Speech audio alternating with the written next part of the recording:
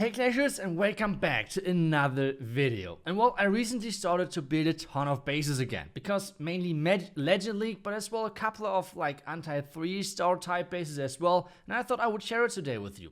This is one of the bases which I activated today, and this is the rank 15 in the world from last season, 66 right now. And this was a top 1000 player, and he got only 1 star. So this base is really OP. And many more. So the number 6 ranked player from last season as well copied my base and many more things. We're going to take a look at that in this video. But now, if you're thinking of buying the new gold pass and if you want to have those extra things and having maybe the snake queen skin, the jungle queen skin, make sure you use the creator code. It's obviously a huge help for us as creators. And if you would like to support me, this video, if you want to see more base videos like this in the future, just make sure to use code iTzu. Thank you so much for that support. I really appreciate that. And I think we have a lot of bases to go. We have at least 3 bases to go for today. Let's take a look at the first one. That's the base which I was talking about just a second ago, because this base so far did amazing, and I have no clue why.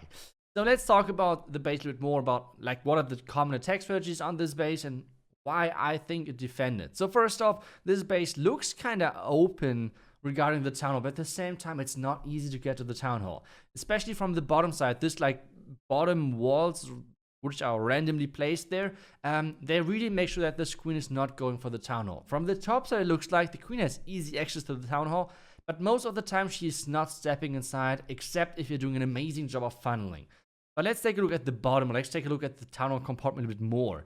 This town hall compartment is not easy to reach. Yes, it's not really like using the poison of the town hall to like perfection, but somehow it's not easy for most of the people to actually get access to this town hall, and that's the key. And this is why a lot of people are 1-starring on this base, which is kind of funny to watch. The next thing, most of the entries are the same, because the entry looks kind of obvious, like something which like at least 90% of the P.E.K.K.A. Smash players are doing. We're taking a look at that in just a second. Is just blimping from the bottom to take down the multi-inferno tower, and this is just like a small look at how this base did last season on around like 6.2k trophies, and it did amazing. We're not going to take a look at the Queen Charge Hybrid, just because Queen Charge Hybrid, yeah, it's slowly coming back, but to be honest, Queen Charge Hybrid, that's not your main objective to defend, so who cares?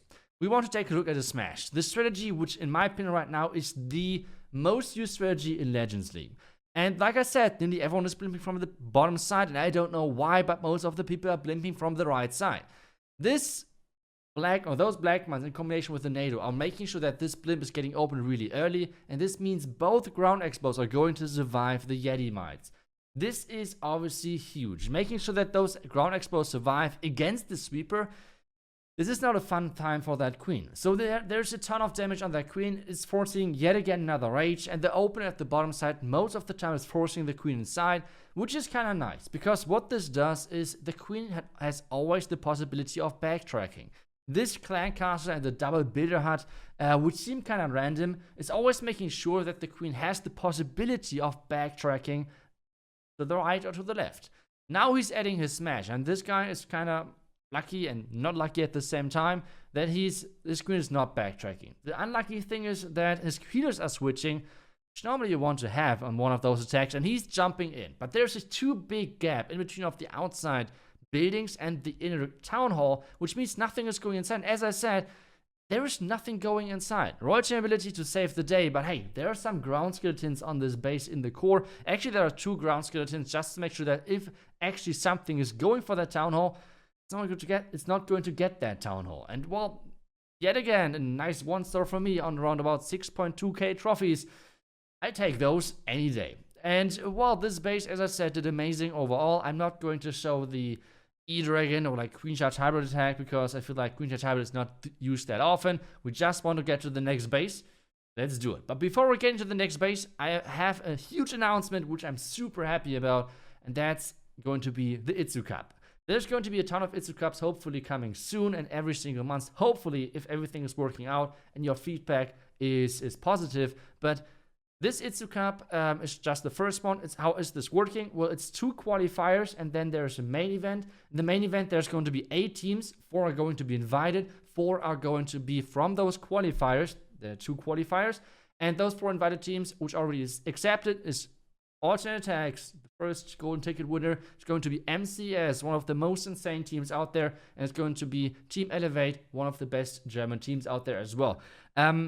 There's still obviously like another invited team, still not confirmed yet, but let's wait for who is going to be that. There's going to be 1,000 prize, like 1,000 euro prize money. So you want to make sure that you're hopping in there, and well, it's just only tournament 14. Obviously, it's 5v5. And I hope you like that tournament. So just like give something back to you. This everything obviously is supported by Ura. I had the pleasure of casting one of their tournaments, and after that, I talked to their organization, to the organizers, and yeah, it was just, they did an amazing job. So I thought it would be a cool thing to work together with them. But now let's get to the next base. And this, you might remember my Town Hall 10 base, which I like then turned into a Town Hall 14 base. Then I thought, okay, this Town 14 base did really well. So I thought, okay, let's move some things, let's try some things. A lot of people are coming from the top side, so hey, let's put a single Inferno Tower over there, and more things changing. And at the end of the day, I was ending up on this, and I saw things like this. So yeah, the rank number 6 player copied my base, which I mean, this is always a huge props to the base builder, right? Like if someone like this, one of the top pushers in the world are copying your base, either they have no clue, or they're knowing what they're doing and they're copying the right bases. Either way, this is the number 2 base which I want to show to you. It did pretty well. It has especially it's like low and mid-range trophies. I think you are going to get a ton of 1 stars because this core is yet again really stacked. It's not easy to get the Town Hall most of the time. And even if you get it, you're going to sacrifice a lot for it, especially against those stupid Yeti and Golem and Super Wizard spammy thing attacks. Which are still so popular. I have no clue why. But yeah, this core is kind of deadly. Yet again, there's like the outside ring, so it's not easy to get the funneling into the Town Hall. And something which I want to talk about is like E-Dragons. E-Dragons are smashing this base, except if you're running like this 4 air skeleton trap setup, which I'm doing. And in addition to that, you should use like 3 ground, like 3 ice golems. So that's something, like that's a really good combination. That's something which I ran as well. It did really amazing. And yeah, that's the second base which I want to show to you. Now let's get to another base, because as I said, I'm building a ton right now. I have a ton of fun playing Clash of Clans again.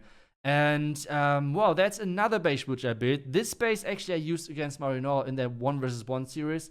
And this was the only base which defended against him. So I thought, hey, let's share it as well. I'm not going to use it most likely again. So if you would like to use it, feel free to do so. That base, one thing which I really like about that base is it's not that easy to attack. And the most common things, like with the Warden Walk for the Inferno Tower, it's nicely defended with the Tesla Farm. So you have to react really fast to make sure your queen is not, your Warden is not going to die. That's kind of cool. And overall, the setup, I really like that. I think on this base, you should run like a Hound, Ice Golem, a Hound, Headhunter Clancaster, or maybe a triple Ice Golem Clancaster, one of those top 3 Clancasters right now. And one thing which is really cool, in my opinion, is a Yeti Blink for the Town Hall. That's something which a lot of people are not looking out for. But the cool thing about this is the queen range. If someone is blimping from the bottom or a little bit from the right on their Town Hall, and that's the reason why there are no skeletons, so do not put any skeletons to the Town Hall. This blimp won't get the Town Hall, even with the rage, because this queen is luring over the Yetis to the builder huts, and all of those Yeti mites are going to go into the builder huts and not going to go into the Town Hall. That's a super cool thing. A lot of people are not thinking about that.